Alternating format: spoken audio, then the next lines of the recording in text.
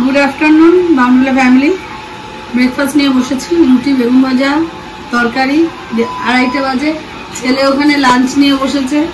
এতক্ষণ ঘর মোছা বাসন মাজা সব ছিল, যদি বাসন মাজাটা আমার না, আমি শুধু ঘরটা মুছলাম। যাই হোক, এসব কাজকর্ম করে আমি খেতে দিয়েছে, খেতে কাজের বাড়িতে খাচ্ছি। খেটে নিয়ে স্নানে যাবো, স্নান টান করে দেখি তারপরে কি হয়। আগে আগে দেখতেই থাকো, হোপফুলি তোমাদের ভালো লাগবে। ভীষণ আপসেট, এখন আমাকে শুধু শুধু কাজ করতে হয়, সত্যি সত্যি কাজ করতে হয় আমাকে। আর পারছি না কাজ করে করে। এখন ছেলে গেছে বিড়াল বাচ্চা দেখতে, আমি যাচ্ছি এখন বাথরুমে। যা আমার কাজটার মধ্যে অনেক কষ্ট আছে, এখান থেকে জামা কাপড় টেনে টেনে নিয়ে মেশিনে দিতে হবে, তারপর এই মেশিনে কাঁচা হলে সময় গিয়ে ছাদে দিয়ে আসবে। আমি আর পারছি না কাজ করতে, অনেক খাটনি। এই জামা কাপড় অনেক তুলে নিয়ে যেতে হবে, ভাবতে থাকো। আমার ছেলে এখন কি করে, ও মা এই যে উল্টে পড়ে, বিছানা চাদর পাতা নেই, উল্টে পড়ে চেয়ার নিয়ে আর ওদিকে মেশিনে ইয়ে করলাম। আচ্ছা, আমি যে গাডারটা সকালবেলা বানালাম সেটা কিছুটা এই যে এইরকম হচ্ছে। কি করে দেখাই রে বাবা, এই যে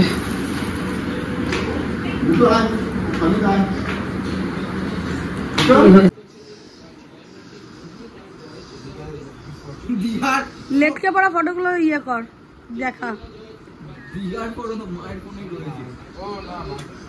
পানটা খাওয়াও ছাড়ছে না এই বাড়িতে। হ্যাঁ ধরেছে, জানি আয় মিষ্টি পান ও খায়।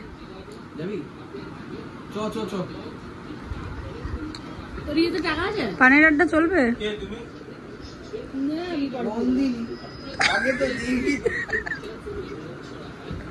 নন্দিনী দিস পান খাওয়াবে তুমি? কিছু কি খাবি? কার জন্য এসছিস? বিড়াল বাচ্চার জন্য? তুই কিছু খাবি? এদিকে এদিকে, কি খাবি? ভাত দে। ওরে বাবা, ভাত মাংস খাবি? ভাত মাংস খাবি? এই যে না, ভাত মাছ খাবি?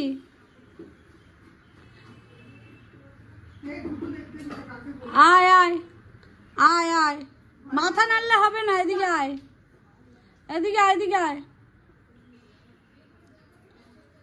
যা ওকে ভাত দিয়ে দে। আজ এই মন্দিরটায় পুজো রয়েছে।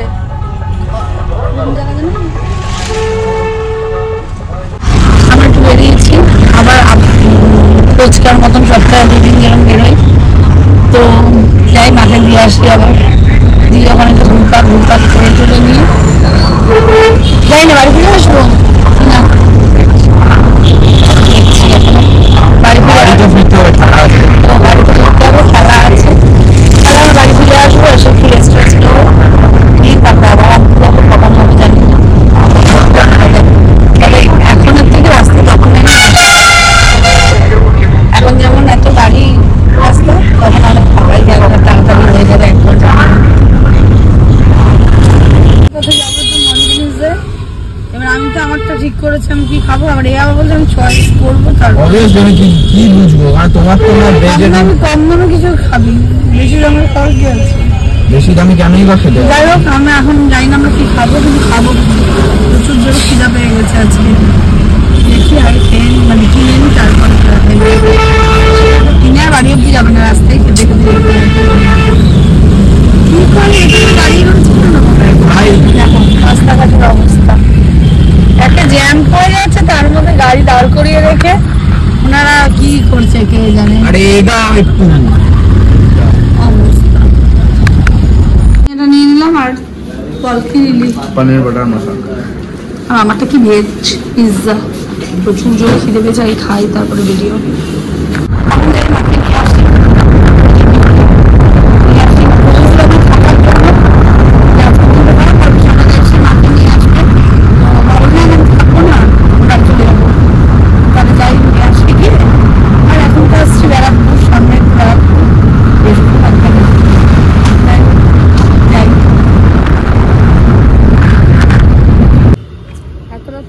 ফলের জুস খেতে হবে নাকি, জুস খাবে, জুস এদিক দিয়ে ওইদিক আছে। এই যে দোকানটা,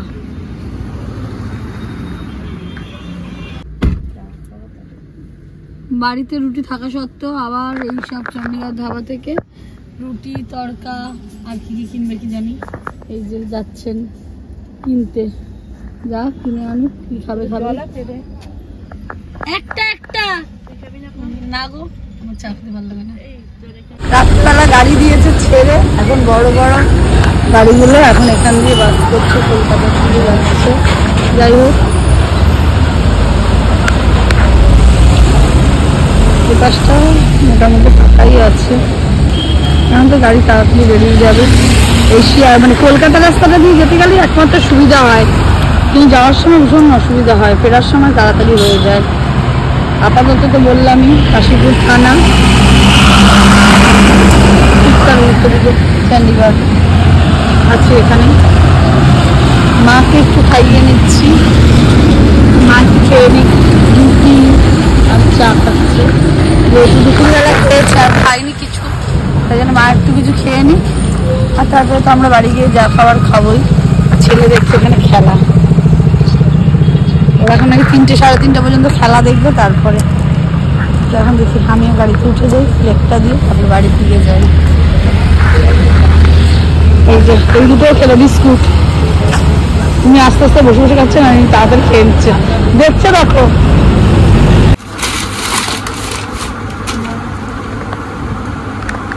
2:45 বাজে, ছেলে যেন কি এনে দিল, এটা কোনো অ্যাক্টিং না, সত্যি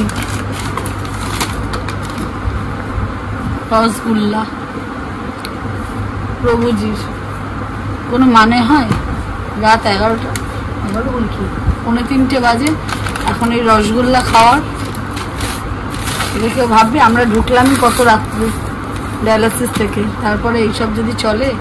এখনো ঘরের লাইট জ্বলছে, পুরো আলো, এর মধ্যে এইসব মোবাইল ইয়ে করে এখন 3:45 সময় রসগোল্লা। ওরে বাবারে বাবা, জামাই আদর একেবারে। 3:45 রসগোল্লা খেতে ইচ্ছে করছে, খাবারটা খাগে না।